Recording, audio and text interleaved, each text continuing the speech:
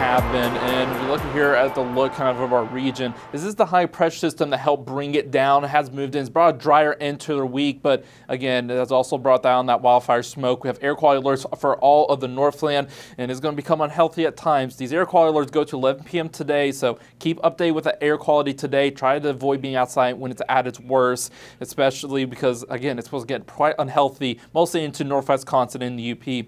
But the high pressure is going to bring drier conditions, though we will see some clouds. Not a blanket like this, but some nice fluffy cumulus clouds once we start getting into the afternoon, so we should still get plenty of sunshine. Temperature slightly warmer, but not too bad. We're going to be into the 70s, lower half of the 80s for those highs today.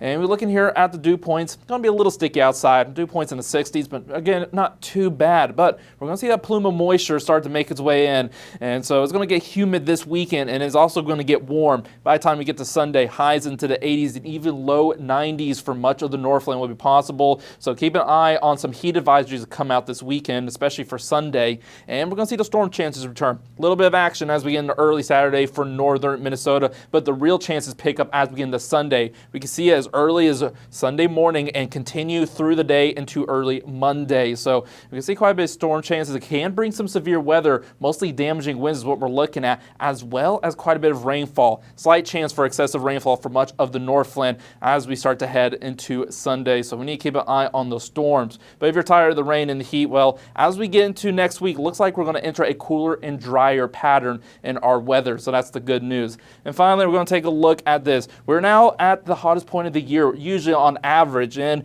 well, when it comes to temperature wise, we've been pretty normal over the last 30 days leading up to this point. Some warm spells while some periods of cooler temperature. So nothing too abnormal. But if we look at the rain, this has been the big story for July. We're looking here at Ashland, and you can see we're well above average where we're normally at. We're over 5 inches. Normally at this point, we're around 3 inches of rain there. And it's not just around Ashland. Looking here at Hibbing, it was mostly around average until look at those dots way at the top. In one day, 3.5 inches of rain in Hibbing. So we saw quite a dumping. So a lot of us have finally been feeling that moisture make its way in, which has been good news for the drought. Now, we've been seeing the floodings. That's been the concern, but it does have overall better terms. This is our drought monitor. This goes all the way back to April of this year, the beginning of April. We've had moderate to severe drought here in the Northland, but as I pull this forward, we've been having a little bit of drought all the way into summer, but with the rains recently, we saw that drought really make its way on out. So finally, for the first time in a long time, here in the Northland, we're mostly clear of any drought, which is good news. It's the good news of the rain, even though we do have some negative impacts from it at times.